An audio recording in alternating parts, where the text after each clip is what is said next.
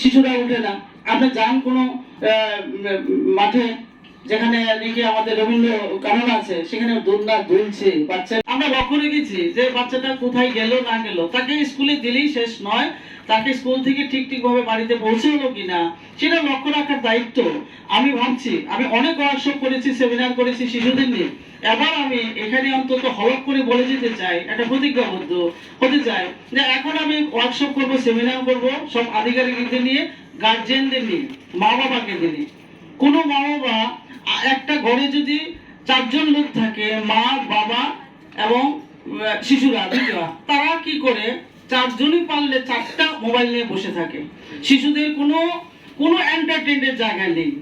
যেটা আমি আপনাদেরকে উপলব্ধি করে আমি আজকে অভিজ্ঞতার কথা বলছি। কালকে বিকেল বেলা আমার ঘরে আমার একটা নাতি আছে 1.5 বছরের, তার সঙ্গে একটা বাচ্চা এসছে, সে সারাক্ষণ খালি জেদ করে। আমি বুঝতে পারি না যে আমরাও তো শিশু পালন করছি, সে এত জেদ করে কেন।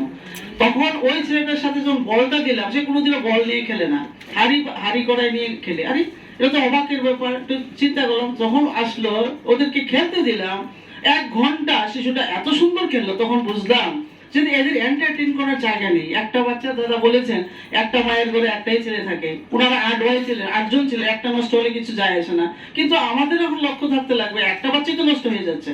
এই 2 মাসের মধ্যে তো অন্তত 100 ঘটনা আমার কাছে এসছে। হ্যাঁ, আজকালকার বউরাও পরকীয়ার জুড়ে, এটা ওনারা জানবেন যে সুপ্রিম কোর্টের একটা রায়ের বলে যে আমরা কতটুকু সাফারার। থানায় যখন যায় তখন বলে আপনি কিছু করতে পারবেন না, কারণ সুপ্রিম কোর্টের রায় আছে, পরকীয়া করবে, ওরা যেতেই পারে। এখন অনেক মহিলারা আছেন যারা কি শিশুদের ফেলে দিয়ে ওনারা আরেকটা ছেলে সংসার করছেন, ও হাজবেন্ডও কোনো বলার থাকে না। এটা আলাদা বিষয়, এটা ওপর মহলের ব্যাপার, ওনারা দেখবেন। কিন্তু আমরা তো সচেতন থাকবো শিশুদের নিয়ে। আমরা কিভাবে সচেতন থাকবো? একটা শিশুর কাছে আমার একটা ডকুমেন্টারি করা আছে যে আগের দিনে যে লাইন চ্যুত, আর আমাদের এমএলএ মহোদয় বলেছেন আফসোস, এই 2টি শব্দের উপরে। এবং এখানে চলছে আজকে ড্রাগের উপর এবং ট্রাফিকিংয়ের উপর। এই 2টি শব্দ কত যে আমারটা সমাজবদ্ধ জীব, আমরা এই সমাজে বাস করতে গেলে আমাদের যে কতটা মানে উপযোগী এই শব্দ দুটো, এটা আমরা খেয়াল করি না। হ্যাঁ, আমরা এটাকে ধরতে গেলে পাত্তাই দিই না। কিন্তু এই দুটো জিনিস যদি ঠিক না থাকে তাহলে সমাজটা কিভাবে চলবে? আমি আজকে একটা টেনিউর শেষ হওয়ার পরে দ্বিতীয় টেনিউরে আবার আমাকে এই শিশু কমিশনে রাখলো। সত্যি আমি অ্যাডিক্টেড শিশুদের জন্য। চাইল্ড সম্বন্ধে যে কোনো ব্যাপার, যে কোনো যাখানি যা কিছু হোক না কেন, ভীষণই দুঃখের ব্যাপার। এটা আমাদের বিবিধত্ব মহোদয় জানেন, উনিও আমাকে অনেক বলেছেন যে আপনার তো ডাল নেই তোলার নেই, আপনি তো কাজ করেই যাচ্ছেন। সত্যিই তাই। এর জন্য নয়, সরকার সবসময় সবটা সহযোগিতা করতে পারে না, এটা মেনে নিচ্ছি। কিন্তু আমাদের যদি সহযোগিতা থাকে, আমরা যদি একটু মানবিক হই, তাহলে ওই জায়গাটা থেকে শিশুদেরকে আমরা সুরক্ষা এবং অধিকারটা ঠিক যথাযথভাবে আমরা দিতে পারি, এই বিষয়ে কোনো সন্দেহ নেই। তবে আমাদের লাগবে কি? আমাদের লাগবে সহযোগিতাটা এবং সমাজের যে দায়বদ্ধতা, এই দায়বদ্ধতা এবং নৈতিকতাটা আমাদের পুরোপুরি যদি না থাকে, তাহলে কোনো মতেই যত আধিকারিক, যত ডিপার্টমেন্ট নিয়ে আমরা ওয়ার্কশপ সেমিনার করি না কেন, আমরা সাকসেস হতে পারবো বলে আমার মনে হয় না, যতক্ষণ না আমরা নিজেরা গার্জেনরা সচেতন না হব। দাদা বলেছিলেন যে লাইনচ্যুত, আমরা যদি একটা ট্রেনে উঠি, একটা লাইনচ্যুত হয়ে যে ট্রেনটা বেঁকে রাস্তার পাশে পড়ে যায়, তাহলে আমাদের কতটা ক্ষতি হবে আমরা আন্দাজ করতে পারি কি? নিশ্চয়ই। যে তাহলে আমরা দেখতে লাগবে একটা শিশু আমাদের, আমরা যদি বলে থাকি যে জাতির জনক এবং দেশের ভবিষ্যৎ, সেই শিশুটা যদি তার পরিকাঠামো ঠিকভাবে না গড়ে উঠতে পারে, ঠিকভাবে, আজকাল তো চলছে ভীষণভাবে কি মোবাইলের যুগ, মানলাম। दादा बोलेছেন और उनका जो भी गेम्स और रिचार्ज के लिए छोटा मोटा जो पैसा लगता है, that is not given from the home, और घर मैनेज नहीं कर पाता है। वो सोर्स के लिए बच्चा try to get money from any source they want. ये कहाँ से आते हैं? So it is a major thing. हमारा पेरेंट्स को और फैमिली और घर वालों को पता होना चाहिए, if the kids is coming with a very expensive mobile और इनका जो एक्सपेंडिचर पैटर्न में कुछ चेंज होगा, they should be made aware of the source of funding. But आजकल का फैमिली भी इतना ज़्यादा देखभाल नहीं करता, but not in the urban area but in the rural areas और अदर प्लेसेस, जहाँ पे बच्चे हाई एंड मोबाइल और हाई एंड चीज़ें यूज़ करते हैं और इनका सोर्स और ऑनलाइन मार्केटिंग के रूप से है ना, they can get anything they want and they are very well advanced. तो इसलिए under this condition all this matters, even prevention of drugs and substances or even illicit trafficking, it have a gravity।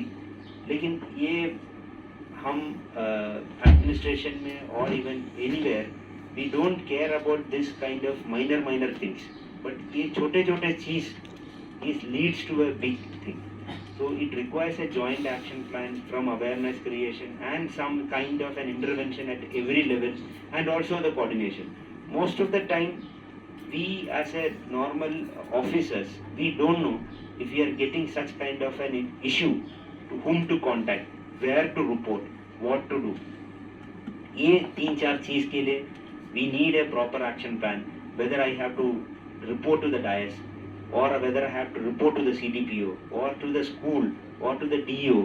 Even if the DO is getting the report, whether I should report to the police or to the child welfare committee। So this need to be a very detailed level of strategic planning is required।